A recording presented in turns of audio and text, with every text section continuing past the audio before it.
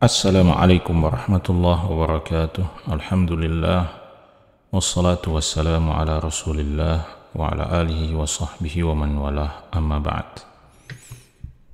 Sahabat-sahabat sekalian, apa saja amalan yang harus kita lakukan, yang harus kita jaga, yang harus kita perbanyak agar timbangan amal kita di akhirat nanti jauh lebih berat.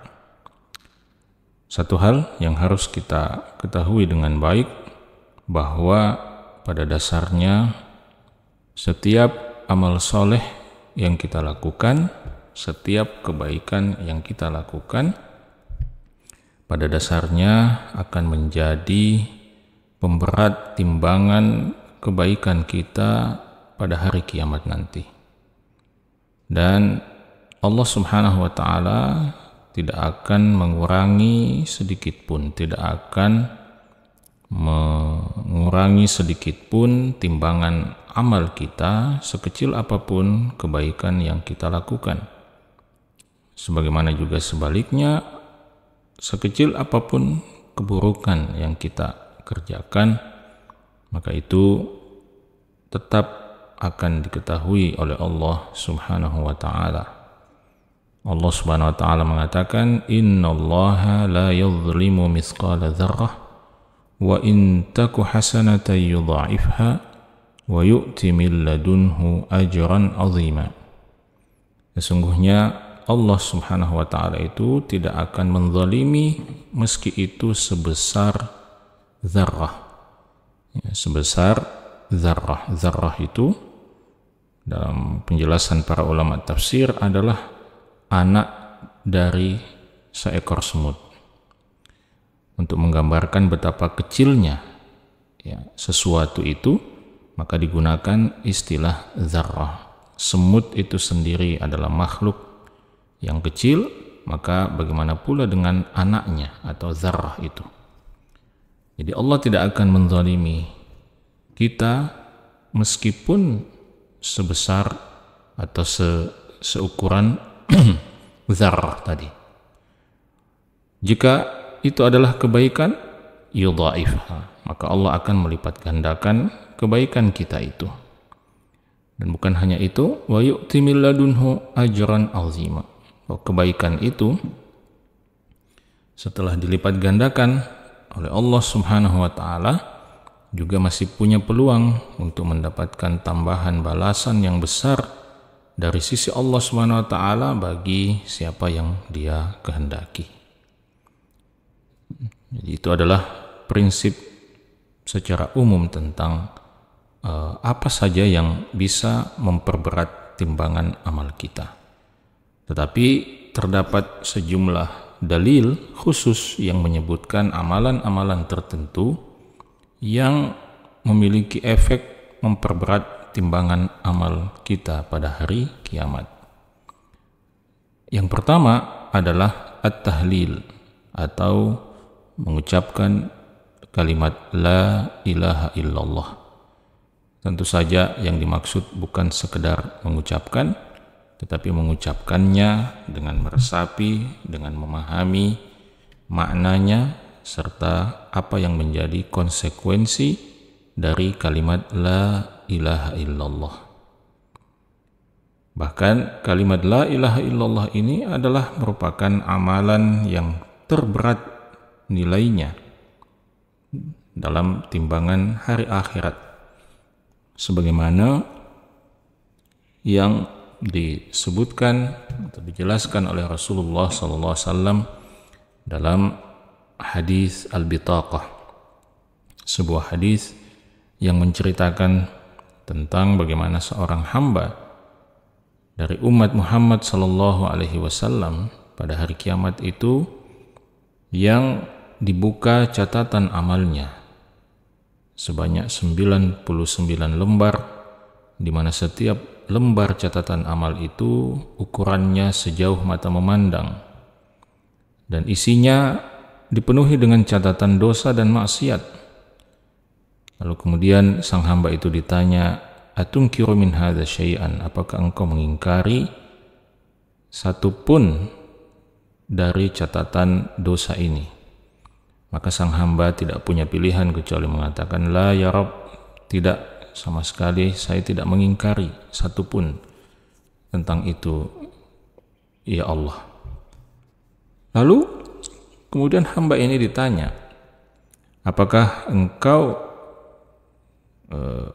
memiliki alasan atau apakah engkau memiliki uzur terhadap semua itu, atau apakah engkau memiliki satu hal yang bisa menyelamatkan engkau dari semua catatan dosa itu? Maka sang hamba ini mengatakan, la ya Rabb, tidak, wahai Tuhanku. Lalu kemudian Allah mengatakan kepada hamba ini bahwa bala innalaka indana hasanah. Tentu itu tidak betul, bahwa engkau tidak punya lagi amalan kebaikan yang bisa menyelamatkan engkau, itu tidak betul. Karena di sisi kami, kata Allah Subhanahu wa taala, engkau masih punya satu kebaikan. Lalu dikeluarkanlah sebuah bitaqah, ya, sebuah catatan atau sebuah lembaran kecil, ya. Bitaqah itu dalam bahasa Arab biasa dimaknai sebuah kartu, ya. Nah, di dalam catatan itu tertulis kalimat asyhadu an la ilaha illallah wa asyhadu anna muhammadan abduhu wa rasuluh. Nah, itulah satu kebaikan yang dilakukan oleh hamba ini. Lalu kemudian kebaikan la ilaha illallah Muhammad Rasulullah ini ditimbang dan dibandingkan, ya, dengan 99 lembar catatan amal keburukan tadi itu.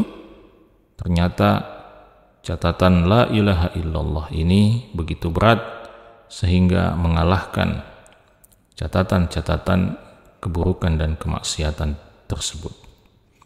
Nah, ini menunjukkan bahwa athqalu syai'in fil mizan, ya, bahwa amalan yang terberat dalam catatan, dalam timbangan amal kita itu adalah tauhid, kalimat tauhid, yaitu kalimat la ilaha illallah.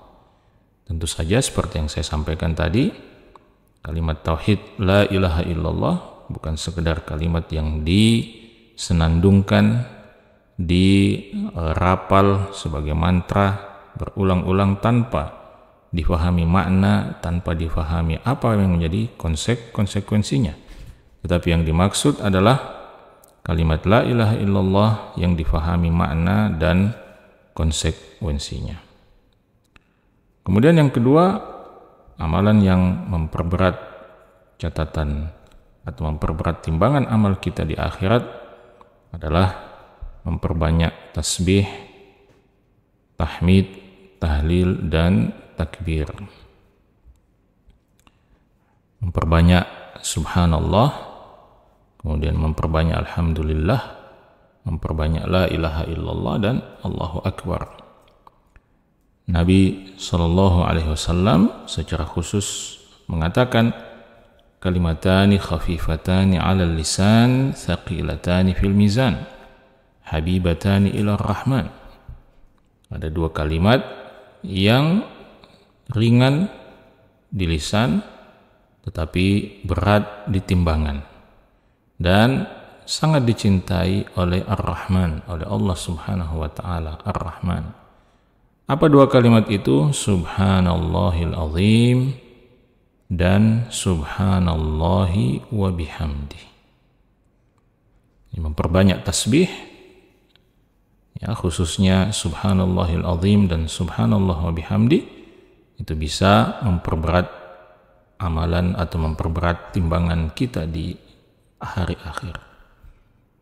Yang ketiga, amalan yang ketiga adalah menjaga komitmen untuk selalu berzikir setelah selesai mengerjakan salat fardu. Kata Nabi sallallahu alaihi wasallam, ada dua amalan, ada dua perilaku yang ketika seorang hamba, seorang muslim mengamalkannya, maka dia akan masukkan ke dalam surga Allah Subhanahu wa ta'ala. Kedua amalan ini, kata Nabi SAW, huma yasir.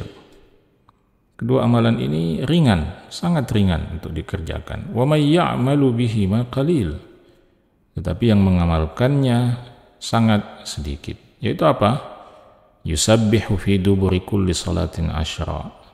Dia bertasbih ya seusai salat sebanyak 10 kali. Wa yahmadu asyra. Kemudian dia bertahmid sebanyak 10 kali. Wa yukabbiru asyra. Kemudian dia bertakbir sebanyak 10 kali. Ya, fadzalika khamsuna wa mi'ah. Ya. Bil lisan wa alfun wa khamsun mi'atin fil mizan. Maka semua amalan yang disebutkan itu tadi ya, terhitung sebanyak 150 dalam amalan lisan kita. Tetapi ketika ditimbang di timbangan akhirat, maka nilainya menjadi 1.500 ya, yang menunjukkan bahwa dia dilipat gandakan oleh Allah Subhanahu wa ta'ala sebanyak 10 kali lipatnya. Lalu amalan yang keempat yang juga memperberat timbangan di akhirat adalah bersabar dan ihtisab. Bersabar dan ihtisab, mengharapkan pahala dari Allah Subhanahu wa taala ketika kita kehilangan anak kita. Ya, kehilangan anak kita, apalagi anak kita yang soleh. Ini juga adalah salah satu amalan yang memperberat timbangan kita di hari kiamat nanti. Ya, kata Nabi sallallahu alaihi wasallam, khamsun ma asqaluhunna fil mizan, ada 5 hal yang sungguh begitu berat nilainya dalam timbangan Allah hari akhir nanti, yaitu la ilaha illallah, Allahu akbar, subhanallah, walhamdulillah, kemudian wal waladus salih yutawaffa fayahtasibuhu walidah. Jadi la ilaha illallah, Allahu akbar, subhanallah, walhamdulillah, ini 4. Kemudian ditambah yang kelima, yaitu anak soleh ketika dia wafat, lalu kedua orang tuanya bersabar dan berikhtisab, mengharapkan pahala dari Allah Subhanahu wa ta'ala atas kehilangan tersebut. Amalan yang kelima yang juga memperberat timbangan kita adalah akhlak yang indah, akhlak yang mulia. Bagaimana kita berinteraksi dengan sesama dengan akhlak yang terbaik. Kata Nabi SAW, ma min syai'in asqalu fil mizan min husnil khuluq.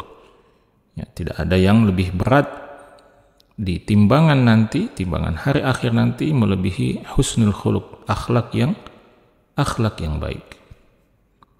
Kemudian amalan yang keenam adalah ittiba'ul janaiz hatta yufragha min dafniha, mengikut serta mengantarkan jenazah sampai kemudian jenazah itu selesai dikuburkan. Kata Nabi sallallahu alaihi wasallam, man tabi'a janazatan hatta yusalla 'alaiha, siapa yang mengantarkan jenazah hingga ia selesai disalatkan, wa yufragha minha, lalu kemudian selesai dikuburkan, falahu qiratan, maka dia akan mendapatkan 2 qirat. Ya, 2 qirat. 1 qirat itu dijelaskan para ulama sama ukurannya dengan sebesar gunung Uhud. Wa man tabi'aha hatta yusalla 'alaiha falahu qirat. Dan siapa yang mengantarkan jenazah hingga ia selesai disalatkan, ya, tetapi dia tidak ikut menguburkan, maka falahu qirat, maka dia mendapatkan 1 qirat. Nah, kata Nabi SAW, walladhi nafsu Muhammadin biyadihi lahuwa asqalu fi mizanihi min Uhud. Ya, bahwa demi zat yang jiwa Muhammad di tangannya, 1 qirat itu, kata Nabi SAW, jauh lebih berat dalam timbangan Allah min Uhudin, dari gunung Uhud. Ya, jadi di sini Nabi SAW menjelaskan bahwa ternyata satu qirat itu bahkan melebihi beratnya gunung Uhud ya, dalam timbangan Allah Subhanahu wa taala di hari akhir. Nah, jadi itu adalah 6 amalan ya, di antara 6 amalan yang patut untuk kita perhatikan, yang kalau kita komitmen, konsisten mengamalkannya, maka itu insya Allah akan menambah beratnya catatan, menambah beratnya timbangan kebaikan kita di hari akhir. Demikian, semoga bermanfaat. Assalamualaikum warahmatullahi wabarakatuh.